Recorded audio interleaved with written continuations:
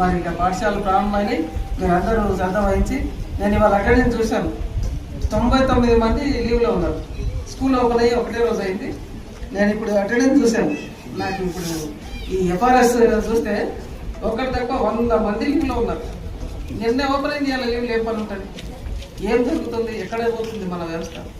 So ఇట్లా 2700 మంది ఉంటే మనకి ఎఫ్ఆర్ఎస్లో 2400 మంది వేస్తారు. అందులో 99 మంది లీవ్లో ఉన్నారు. ఇట్లా ఉంటే మనం ఎట్లా ఇంప్రూవ్ అవుతుంది, ఏం ఎక్స్పెక్ట్ చేస్తాం. కాబట్టి ఇది నా రిక్వెస్ట్, మనం అందరం శ్రద్ధగా కష్టపడదాం. మన పిల్లల భవిష్యత్తు మన చేతుల్లోనే ఉంది. మేము ఇక్కడ కూర్చున్న అంతా టీచర్ల చేతుల నుంచి వచ్చిన వాళ్ళు, వారు చేస్తేనే ఈ స్థాయికి వచ్చారు. కాబట్టి రాబోయే తరం పిల్లలు కూడా మంచి కావాలంటే మీ చేతిలో ఉంది. సొసైటీ మార్చగల కెపాసిటీ పంతులకు ఉంది. గౌరవమైన పదవి ఇది. చాలా శ్రద్ధ వహించి ఈ మరి పాఠశాల అభివృద్ధి పాఠశాల చేస్తాం. మరి నోట్బుక్స్ పంపిణీ అట్లాగే బుక్స్ పంపిణీ కార్యక్రమం ఉన్నట్టుంది. స్టార్ట్ చేస్తే బాగుంటుంది. కనుక నాకు ఇచ్చిన అవకాశాన్ని బట్టి అందరికీ థ్యాంక్ యూ.